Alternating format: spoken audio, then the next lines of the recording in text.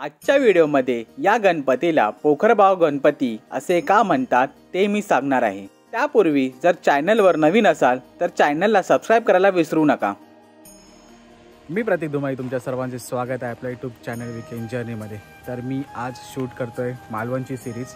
मालवणमध्ये मी आलो आहे, पहिला स्पॉट आहे आपला पोखरगावमध्ये श्री सिद्धिविनायक गणपती। इथे आपल्याला ते बघायला भेटणार आहे जे 24/12 महिने जे शिवलिंग असतं ते पाण्यामध्ये असतं ते आपल्या इथे दिसायला मिळणार आहे। तर बघूया।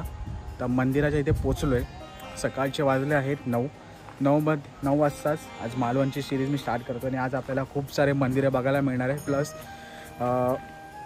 एक फोर्ट पण बघायला भेटणार आहे। तो तुम्हाला व्हिडिओमध्ये बघण्यासाठी थांबावं लागेल, तर व्हिडिओ पूर्ण एंडपर्यंत बघा। चॅनलवरती जर नवीन असेल तर चॅनलला सबस्क्राईब करायला विसरू नका। तर चला आता आपण जाऊया सिद्धिविनायकाचं दर्शन करून घेऊया।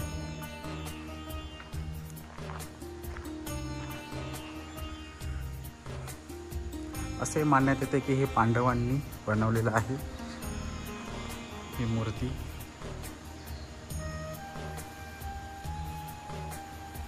मूर्तीच्या साईडलाच एक आतमध्ये जाण्यासाठी रस्ता आहे आणि यूट्यूबर आहे, चालू कर व्लॉग। एक लास्ट टाइमचा व्हिडिओ बनवला तो तुम्ही बघितला नसेल।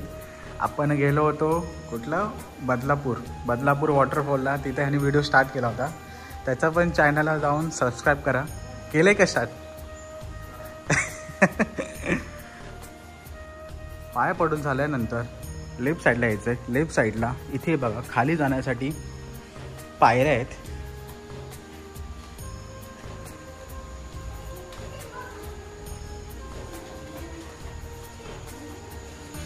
इथे समोरच आपल्याला ते शिवलिंग दिसणार आहे जे पाण्यामध्ये असतं आणि पाणी बघा खूप स्वच्छ आहे, क्लीन आहे। तर या शिवलिंगाचे नाव आहे ओंकारेश्वर। इकडच्या गणपतीतल्या मंदिरातले पुजारी आहेत ना, त्यांना एक स्वप्न पडले। त्यांच्या स्वप्नात असे दिसले की या मंदिराच्या पायथ्याशी एक पांडवकालीन विहीर आहे। त्या विहिरीमधून एक माणूस येतो आणि त्या माणसाने त्या पुजारीच्या हातात शिवपिंड दिली असते असे पुजारीला स्वप्न पडले आणि त्या पुजारींचे नाव होते श्रीधर राऊत। असे स्वप्न पडून इथल्या माणसांनी त्या पुजारींसोबत त्या लिंगाची शोध घेतला। 2 वर्ष ते शोध घेत होते तरी त्यांना काही लिंग सापडली नाही। असे म्हणतात या 2 वर्षात खूप खोदकाम झाले, नंतर शेवटी इथे विहीर सापडली।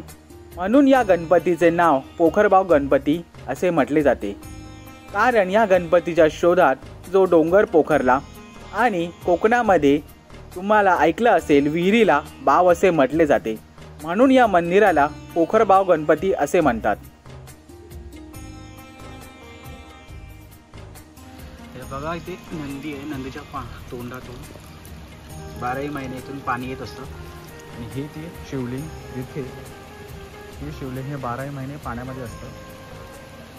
पावसामध्ये तरी दिसतच नाही, आता आपल्याला दिसायला मिळतंय। आणि हे समोर एक मंदिर आहे, इथे पांडवकालीन शिवलिंग आहे, ते पण आपण बघूया। तर सध्या इथे बघा ते त्या काळीच बनलेलं आहे।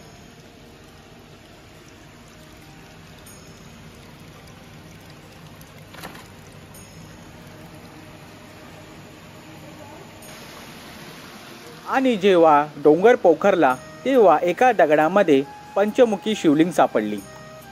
तर जाणकार ज्योतिषी गगनगिरी महाराज त्यांनी सांगितले ही पिंडे हजारो वर्ष पाण्याखाली होती, तर या लिंगाची स्थापना पाण्याच्या साईडलाच झाली पाहिजे, म्हणून या मंदिराची स्थापना आणि या लिंगाची स्थापना इथे झाली।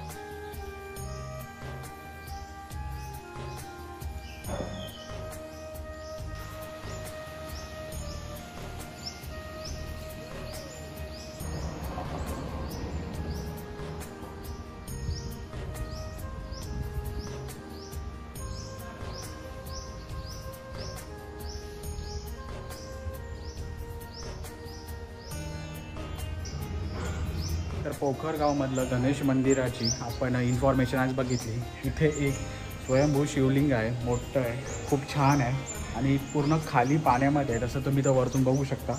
हे बघा, वरती म्हणजे वरच्या फ्लोअरला गणपतीचं मंदिर आणि खाली शंकराचं मंदिर आहे. तिकडे जाऊन नक्की एकदा व्हिजिट करा. हा व्हिडिओ मी इथं संपवतो. भेटूया पुढच्या व्हिडिओमध्ये. मालवणची सिरीज कंटिन्यूज आहे, ती तुम्हाला मी पाठवेन फटाफट. जेवढे मला पॉसिबल होईल तेवढे मी फटफट व्हिडिओ टाकेन आणि तुमच्यापर्यंत ही इन्फॉर्मेशन लवकरात लवकर पोहोचेल. तर हा व्हिडिओ जर तुम्हाला आवडला असेल तर लाईक करायला विसरू नका, जास्त शेअर करा. पोखरगावमध्ये तुम्ही हे मंदिर बघण्यासाठी येत असाल तर तुम्हाला इन्फॉर्मेशन कळली, कसं यावे, किती किलोमीटर लांब आहे हे तुम्हाला या व्हिडिओमध्ये मार्फत कळलं आहे. तर चला भेटूया पार्ट 2 मध्ये.